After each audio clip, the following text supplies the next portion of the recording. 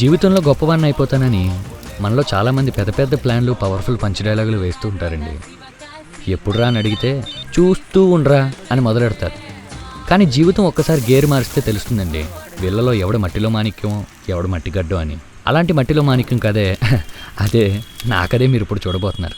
మరింకే ఆరాంసే బయట ఆరు మేరీ కహానీ దేకో. ఆది శనివారములు తెలియనోడు పదికి ముందన్నడు పడకే దిగడు అదిరే పదజాలం అడివే తన గడ్డం ఆరడుగుల ఆకారం ఎరుగడు అడ్డం అరుదైనదిరా చూడు అతని వ్యక్తిత్వం. ఈ భూమి మీద నన్నే నమ్ముకునే ఏకైక వ్యక్తి వీడు, పేరు బలి. సార్ ఏం కావాలి సార్? 2 కారం దోశ. 2 కారం దోశ ఎన్నే తీసుకురా.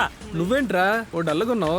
ఈ దేశంలో నచ్చింది చేస్తానరా అంటే వచ్చింది చాలని మొట్టుకెళ్ళి వేసేవాళ్ళే కానీ నీ వెనకాల మేమున్నా అని చెప్పి భుజం తట్టేవాళ్ళే లేరురా. ఏమైందిరా మళ్ళీ రవిగడ ఏమన్నా మళ్ళీ అన్నాడా? నీకు అనుమానం ఎందుకు? ఆడు పోరు భరించలేక ఇంటర్వ్యూకి వెళ్ళాల్సి వచ్చింది. ఇంకేముంది, ఉద్యోగం ఇచ్చేసి ఉంటారు. ఒక్క వారం ఇంటికి పోతే ఎంతలోనే వెనుపోటు. ఒరే ఆపరా పెంచకరేక నా తలపోటు. నిన్నే నమ్ముకున్న నిరుద్యోగినిరా. నిరుద్యోగమా? ఉద్యోగం అంటేనే మనకు పడదు కాబట్టి నిరుద్యోగం అనే పదం కూడా మనకు పెద్దగా వర్తించదు. వేడి కారం దోశ రెడీ సార్.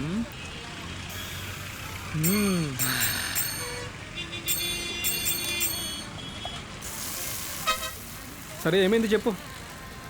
ఫేస్బుక్లో నా ఫ్రెండ్కి ఫ్రెండ్ ఒకడు ఏ దేశం ఏగినా చరిత్రలో ఏ పుస్తకం చదివినా మన కులపోడు మోచేతి నీళ్ళే ఏ గొంతు తడిసినా అని చెప్పి రాసి చూసా.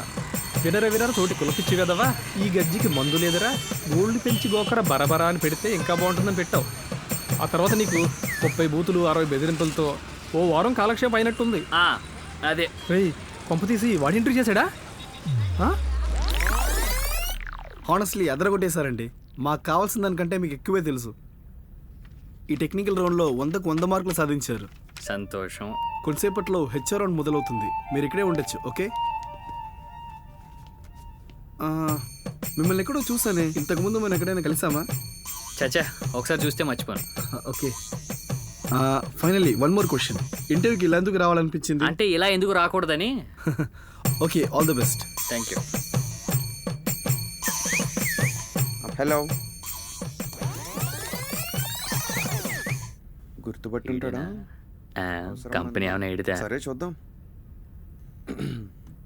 హలో, మా సంస్థ కానీ ఇక్కడ పనిచేసే ఉద్యోగులు కానీ ఉన్నతమైన విలువలకు పెట్టింది పేరు. నోటి దూల ఉన్న వాళ్ళని, నోరు పారేసుకునే వాళ్ళని ఎప్పుడు తీసేస్తామో మాకే తెలియదు. మనల్ని ఉద్దేశించన్నాడా? అంటే నా ఉద్దేశం, ఆఫీసులో పనిచేయకుండా పెత్తనం చలాయించే వాళ్ళని సహించం, కష్టపడే వాళ్ళని గుర్తిస్తాం.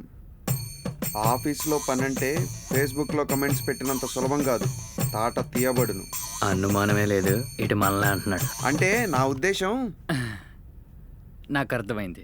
నేను మీకంటే 2 అడుగులు ముందుకేసి మీలాగా ఇంటర్వ్యూలో పిచ్చి పిచ్చి ప్రశ్న అడిగి తింగరాశాలు వేసే వాళ్ళని తాట తీసి ఉతికారేస్తానమాట. ఇదిగో ఇది చూడండి.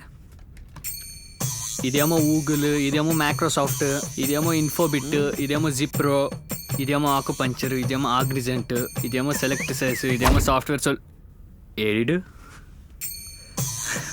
పారిపోయాడా? పోయిపోయి నాతోటే పెట్టుకోవాలి, కర్మ కాకపోతే.